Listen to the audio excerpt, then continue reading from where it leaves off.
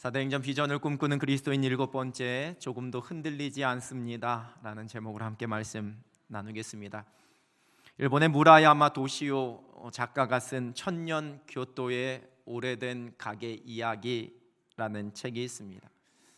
천년의 고도라고 불리는 이 교토에 있는 전통 가게, 그 중에서 한 3대 이상 대를 이어온 10곳을 선정하여서 그 가게에 얽힌 이야기를 쭉 소개하고 있습니다.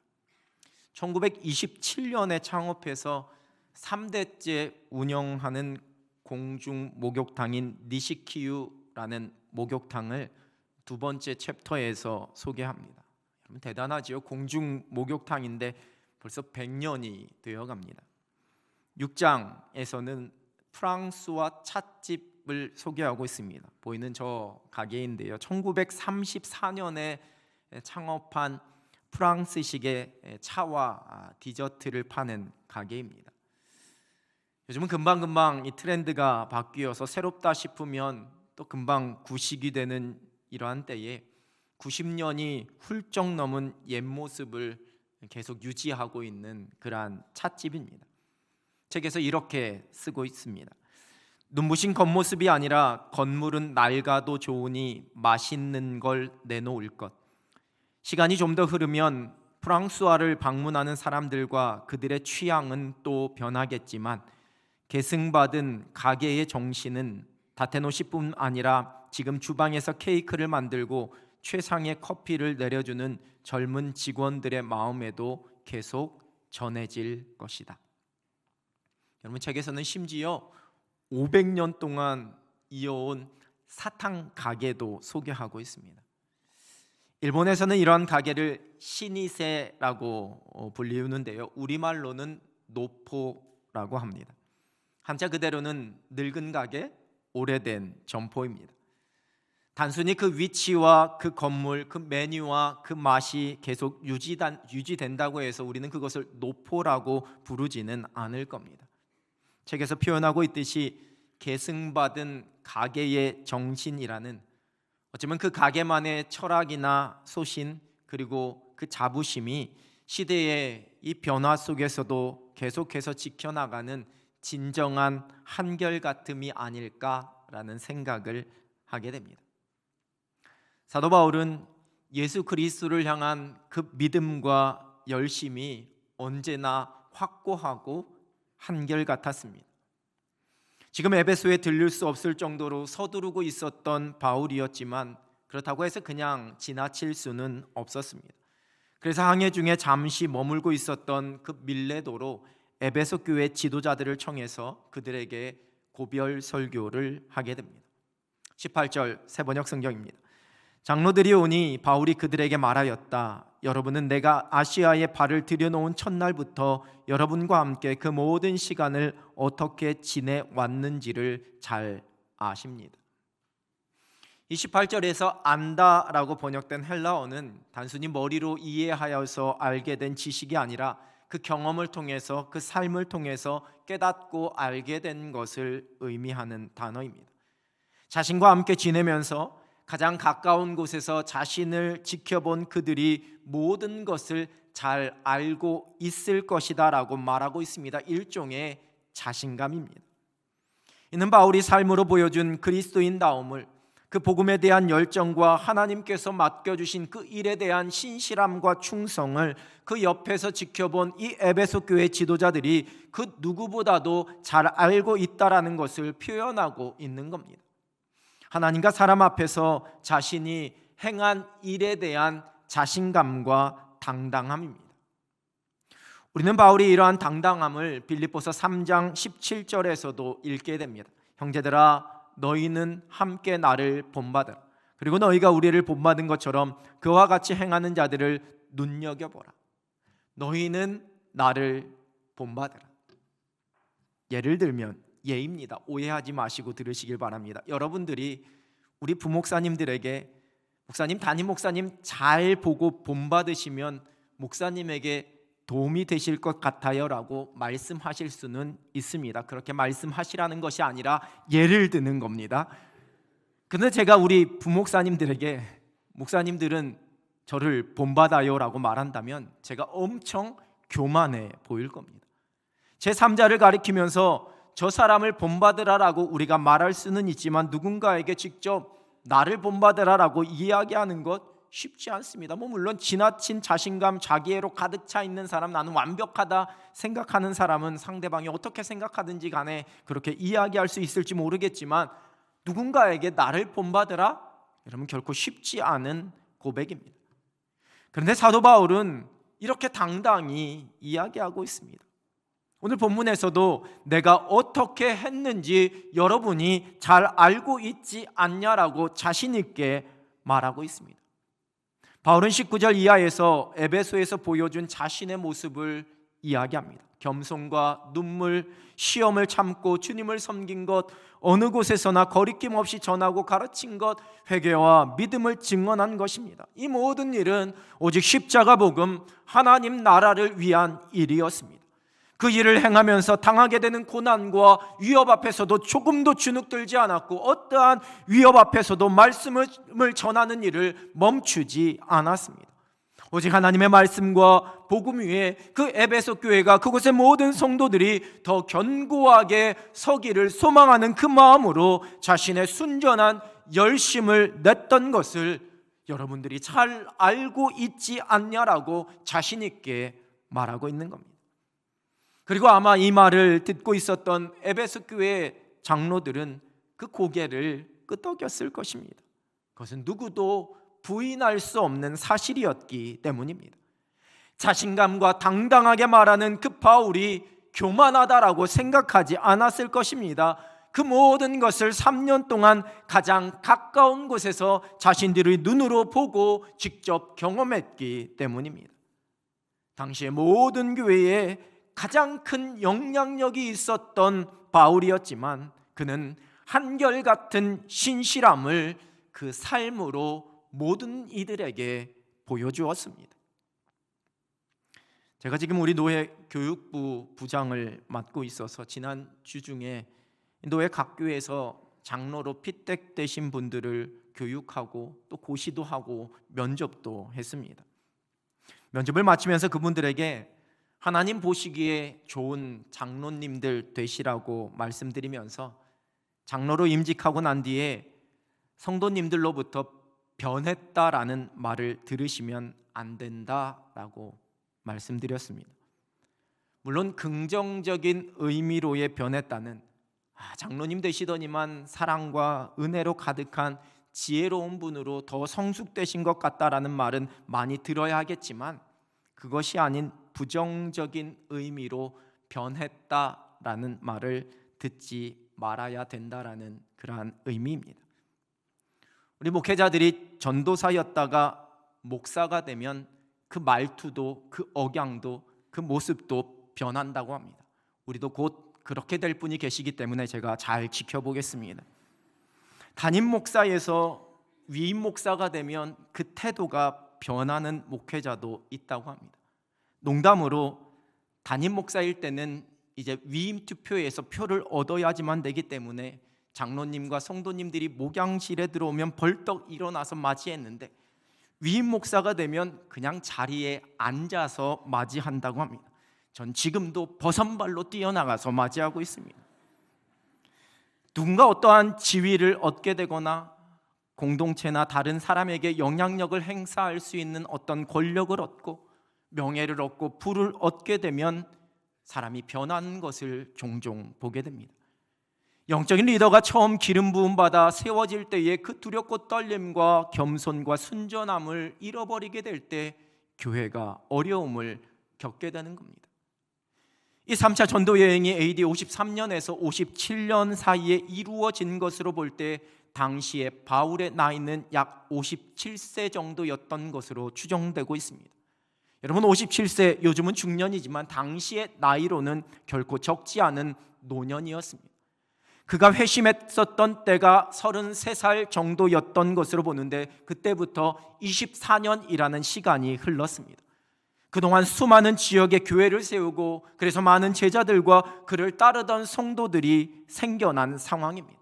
즉 그 위상과 권위가 아주 많이 달라졌습니다. 그러나 십자가 복음 앞에서의 바울의 고백과 헌신, 그 충성과 열정은 조금도 변함없이 한결같았습니다. 그가 교만해지거나 자신의 권리를 내세우면서 대접받으려고 하지 않았다라는 겁니다.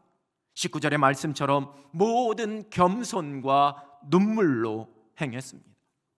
하나님 앞에서 주께서 베풀어 주시는 그 사랑과 은혜 앞에서 자신이 아무것도 아니라고 고백하는 겸손, 다른 모든 사람들의 종이 되어 섬기는 겸손입니다. 고린도전서 15장 9절입니다. 나는 사도 중에 가장 작은 자니라. 나는 하나님의 교회를 박해하였으므로 사도라 칭함받기를 감당하지 못할 자니라. 그는 하나님 앞에서 자신이 작은 자임을 오직 하나님의 은혜로 내가 이 자리에 있음을 늘 겸손히 고백했습니다. 로마서 1장 14절입니다. 헬라인이나 야만인이나 지혜 있는 자나 어리석은 자에게 다 내가 빚진 자. 고린도전서 9장 19절입니다. 내가 모든 사람에게서 자유로우나 스스로 모든 사람에게 종이 된 것은 더 많은 사람을 얻고자 함이라. 스스로 모든 사람에게 내가 빚진 자라고, 내가 모든 사람들의 종이 된 자라고 겸손하게 고백했습니다. 눈물은 그리스도의 사랑으로 말미암은 그 에베소 교회와 성도들을 향한 바울의 뜨거운 사랑이요, 또한 복음을 깨닫지 못하고 멸망의 길로 가고 있는 그 사람들을 향한 바울의 안타까움이었습니다. 고린도후서 2장 4절입니다. 내가 마음에 큰 놀림과 걱정이 있어 많은 눈물로 너희에게 쏟노니 이는 너희로 근심하게 하려 한 것이 아니요 오직 내가 너희를 향하여 넘치는 사랑이 있음을 너희로 알게 하려 함이라. 이처럼 바울은 에베소 교회뿐만 아니라 모든 교회와 성도들을 향한 뜨거운 사랑의 눈물이 가득했었습니다. 빌립보서 3장 18절입니다. 내가 여러 번 너희에게 말하였거니와 이제도 눈물을 흘리며 말하노니 여러 사람들이 그리스도의 십자가의 원수로 행하느니라. 복음을 듣지 않고 복음을 깨닫지 못하고 복음을 거부하는 자들을 향한 안타까움의 눈물이 바울에게는 있었습니다. 이러한 바울의 겸손과 그 눈물은 곧 그의 삶이었습니다. 그에게 있었던 하나님을 향한 뜨거운 사랑과 십자가 복음을 향한 그 믿음의 확신과 그리고 하나님께서 맡겨주신 거룩한 사명에 대한 그 열정과 충성은 이러한 겸손과 눈물을 통해 그의 삶으로 나타났습니다. 그가 입술로만 선포한 말씀이 아니라 그 삶으로 보여줬던 그 복음, 그리스도인다움을 그 주변에 있는 모든 사람들이 알고 있었다라는 겁니다. 아마도 에베소 교회 모든 성도들은 바울의 그 겸손과 눈물을 보면서 그가 많은 시험과 환난, 위험과 위협 속에서도 복음을 선포하고 그 말씀을 가르치는 그 모습을 보면서 그가 열정적으로 선포하고 가르치는 그 말씀을 들으면서 복음에 붙잡혀서 살아가는 참된 그리스도인, 하나님께서 맡겨주신 그 사명에 충성하는 하나님의 사람, 그리스도의 참 제자의 모습을 보았을 것입니다. 또한 그뿐 아니라 그 복음의 귀를 막았던 사람들도, 그 복음을 거부했던 사람들도 바울의 그 모습을 보면서 하나님의 살아계심과 그 놀라운 사랑을 깨닫게 되었을 것입니다. 제가 여러 번 해외 비전 트립을 가면서 만났던 여러 나라의 수많은 사람들 중에 25년 전에 아프리카 부룬디에서 만났던 한 청년의 말이 아직도 잊혀지지 않습니다. 제가 언제 모임에서 한번 소개해 드렸던 것 같은데요, 어느 한 교회를 방문해서 사역하던 그 팀원들을 교회 밖에서 가만히 지켜보다가 한 청년이, 그것을 지켜보던 그 청년이 제게 다가와서는 저희가 어디에서 왔는지, 이곳까지는 얼마나 걸렸는지, 또 항공료는 얼마나 됐는지, 또 그 비용은 각자 어떻게 마련했는지를 이것저것 물었습니다. 우리는 한국에서 왔고 이곳까지 비행기를 4번 갈아타고 2박 3일에 걸쳐서 도착했고 적지 않은 비용이지만 다 학생들이기에 각자 아르바이트를 해서 직접 그 비용을 마련해서 왔다라고 대답해 주었습니다. 그 말을 들은 청년이 깜짝 놀라더니만 나는 이 마을에서 나고 자랐고 이 마을에 있는 이 교회를 오랫동안 봐왔지만 아직 나는 교회에서 말하는 그 예수님을 믿지 않습니다. 그러나 당신들이 무엇 때문에 전혀 상관도 없는 이 나라, 이 시골까지 그 많은 비용과 시간을 들여서 왔는지, 또 이렇게 와서 이곳의 아이들을 위해서 땀 흘리고 또한 준비한 선물까지 나눠주면서 그렇게 행복하고 기쁜 얼굴로 미소를 지을 수 있는지, 무엇이 당신들로 하여금 그렇게 만들었는지가 이제 무척 궁금해졌습니다. 그래서 이제부터 교회를 다녀보려고 합니다. 당신들을 이렇게 하도록 이끈 그 예수님이 어떤 분인지 나도 한번 알아보려고 합니다. 물론 그 청년이 영어로 말했기 때문에 제가 잘못 이해한 걸 수도 있겠지만 그 말이 저에게는 정말 큰 도전과 은혜가 되었습니다. 십자가 복음을 향한 우리의 믿음이 우리의 삶으로 드러나야지만 됩니다. 우리도 바울처럼 우리의 주변 사람들에게 아주 자신 있고 당당하게 이렇게 이야기할 수 있어야지만 됩니다. 살아계신 하나님을 향한 나의 굳건한 믿음과 십자가 복음을 향한 나의 열심, 그 하나님의 사랑으로 말미암은 겸손과 그 눈물을 여러분이 잘 알고 있습니다. 믿음으로 살아가는 그리스도인다움을 모든 사람들에게 그 삶으로 보여줄 수 있는 여러분 되시길 우리 주님의 이름으로 축복합니다. 바울은 성령께서 가르쳐 주신 앞으로 자신에게 펼쳐질 일들이 무엇인지를 말하고 있습니다. 본문 22절과 23절 세 번역 성경입니다. 보십시오, 이제 나는 성령에 매여서 예루살렘으로 가는 길입니다. 거기서 무슨 일이 내게 닥칠지 나는 모릅니다. 다만 내가 아는 것은 성령이 내게 일러주시는 것뿐입니다. 어느 도시에서든지 투옥과 환난이 나를 기다리고 있다는 것입니다. 말 그대로 바울의 앞날은 이미 보장이 되어 있습니다. 그런데 형통함과 성공의 보장이 아니라 투옥과 환난으로 인한 고생이 예비되어 있는 길이라는 겁니다. 그러나 바울은 조금도 이러한 상황에 대해서 염려하거나 의기소침해하지 않습니다. 오히려 더 당당합니다. 24절 세 번역 성경입니다. 그러나 내가 나의 달려갈 길을 다 달리고 주 예수께 받은 사명 곧 하나님의 은혜의 복음을 증언하는 일을 다하기만 하면 나는 내 목숨이 조금도 아깝지 않습니다. 자신이 지금까지 행한 모든 일들, 자신의 과거도 지금의 이 시간도 그리고 앞으로 펼쳐질 그 일들도 그것이 비록 환난과 투옥이라 할지라도 그 모든 것은 오직 한 가지 십자가 복음을 위한 하나님 나라를 위한 일들임을, 그리고 그것을 위해서라면 자신의 목숨도 아깝지 않다라는 그러한 고백을 드리고 있습니다. 바울 서신서 곳곳에 이러한 바울의 한결같은 고백이 기록되고 있습니다. 필립보서 1장 20절입니다. 나의 간절한 기대와 소망을 따라 아무 일에든지 부끄러워하지 아니하고 지금도 전과 같이 온전히 담대하여 살든지 죽든지 내 몸에서 그리스도가 존귀하게 되게 하려 하나니. 여러분, 바울은 그의 삶의 목적이 아주 분명했습니다. 한결같았습니다. 로마서 14장 8절입니다. 우리가 살아도 주를 위하여 살고 죽어도 주를 위하여 죽나니 그러므로 사나 죽으나 우리가 주의 것이로다. 바울은 참 고집스러운 사람이었습니다. 때로는 그 고집과 우직함이 어리석어 보일 정도였습니다. 여러분, 그런데 그것은 복음에 대한 우직함과 한결같음이었습니다. 그 우직함과 그 한결같음을 가지고 어떠한 상황 속에서도 바울은 타협하거나 흔들리지 않았습니다.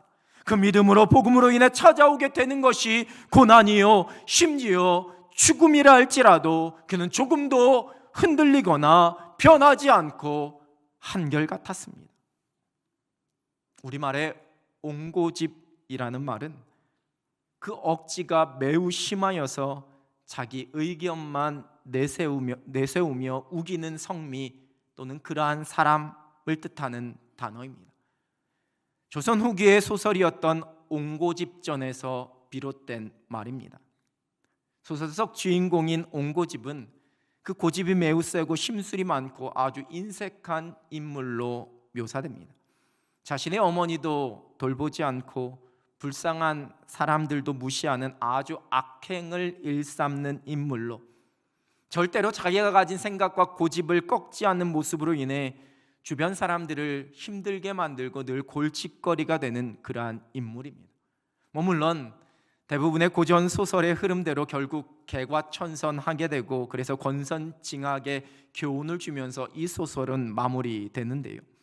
그 후에 이 옹고집이라는 단어는 무엇이 옳고 그른지에 대한 고려 없이 무조건 자기 생각을 주장하고 내세우는 억지스러움이나 불통을 뜻하는 조금은 부정적인 의미로 사용되고 있습니다. 잘못된 자기 확신, 교만과 상대방을 향한 배려가 없는 자기 주장은 이런 말 그대로 옹고집입니다. 우리는 이 역사 속에서 잘못된 그러한 자기 신념에 사로잡힌 자들로 인해 벌어진 끔찍한 일들을 많이 보게 됩니다. 또한 우리의 주변에서 비본질적인 일에 자기 고집과 주장만 내세워서 주변 사람들의 마음에 상처를 주고 공동체의 화평과 하나됨을 깨트리는 사람도 우리는 종종 만나게 됩니다. 나로부터 시작된 엉뚱한 신념에 사로잡히게 되면 여러분, 말 그대로 그것은 옹고집이 되어서 이기적인 사람이 될 수 있습니다. 그러나 십자가 복음에 사로잡혀서 우직한 믿음으로 살아가면 오히려 그 삶을 통해 주변의 사람들이 선한 영향력을 누리게 됩니다. 그 흔들리지 않는 확신으로 어떠한 상황 속에서도 한결같은 믿음의 경주를 달려갈 수 있습니다. 사도 바울은 오직 십자가 복음, 하나님께서 주신 거룩한 사명에 붙잡힌 바 된 사람이었습니다. 복음에 대한 확신과 그 맡겨주신 사명에 대한 순전함이 있었기 때문에 그가 만나는 모든 사람들에게 그 삶으로 예수 그리스도를 드러내고 증거할 수가 있었습니다. 그에게 펼쳐지는 어떠한 환경이나 어려움도 그의 그 열정과 헌신을 막을 수가 없었습니다. 지나왔던 고난도, 이제 펼쳐지게 될 위험도 그 복음의 사명을 위한 것이라면 그는 조금도 두려워하지 않았습니다.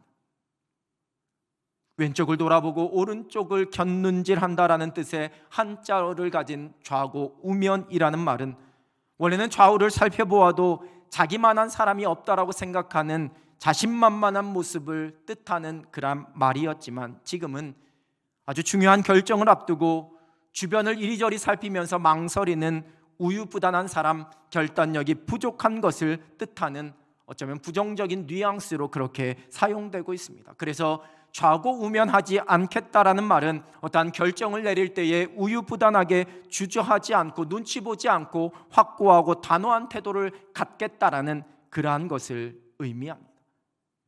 우리가 눈앞에 펼쳐지는 상황에 따라 그 마음이 변하고 달라지게 되는 그러한 사람이 있습니다.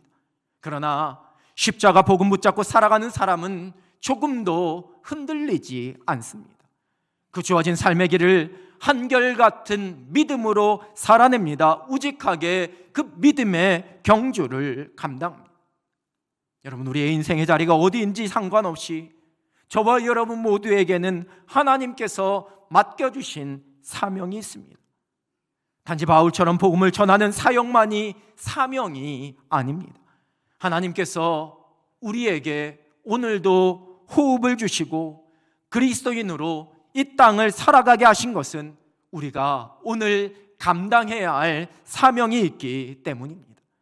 주신 삶의 터전에서 믿음을 가지고 하루하루 열심히 살아내는 것도 여러분, 우리의 사명입니다. 우리 개인의 삶의 자리, 우리의 가정에서, 우리의 교회에서, 우리의 직장에서 내게 맡겨진 내가 해야 할 일을 내가 최선을 다해 감당하는 것이 주 예수께 받은 우리의 사명입니다. 이 어려운 나라를 위해서, 우리의 이웃들을 위해서, 전쟁과 지진으로 아파하는 온 세계를 위해서 눈물로 안타까워하며 기도하는 것이 바로 주 예수께서 우리에게 맡겨주신 사명입니다. 우리가 이 사명을 신실함과 열정으로 감당합니다. 저와 여러분은 세상의 그 어떤 신념과 정신보다도 가장 고귀하고 절대적 진리인 십자가 복음 붙잡고 살아가는 사람들입니다. 세상의 가치관과 세상의 풍조가 어떻게 변하든지 간에, 내게 펼쳐지는 조건과 환경이 어떻게 변하든지 간에 우리의 믿음은 흔들리지 않습니다. 또한 우리가 감당해야 할 그 사명에 대한 우리의 열정과 우리의 헌신도 변하거나 흔들리지 않습니다. 그때 하나님께서 우리를 도우십니다. 결코 흔들리지 않는 우리를 통해 하나님께서 그리스도의 향기를 드러내시고 이 땅 위에, 교회 위에 하나님의 뜻을 이루어 주십니다.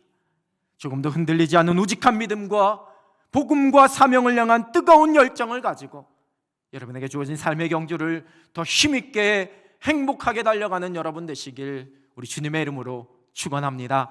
기도하겠습니다. 하나님 아버지, 감사합니다. 우리를 하나님의 사람으로, 복음의 메인 사람으로 불러주셔서 이 땅을 살아가게 하여 주시니 하나님 감사합니다.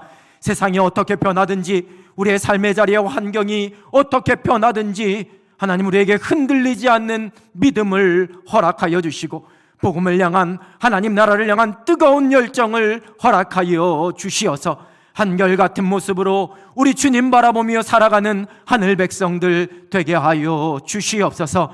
우리의 삶을 통해 그리스도의 향기가, 하나님의 살아계심이 드러나고 선포되게 하여 주시고 우리의 열정을 통해 주께서 기뻐하시는 일들이 열매 맺어갈 수 있는 축복의 삶이 되게 하여 주시옵소서. 예수 그리스도의 이름으로 기도드립니다. 아멘.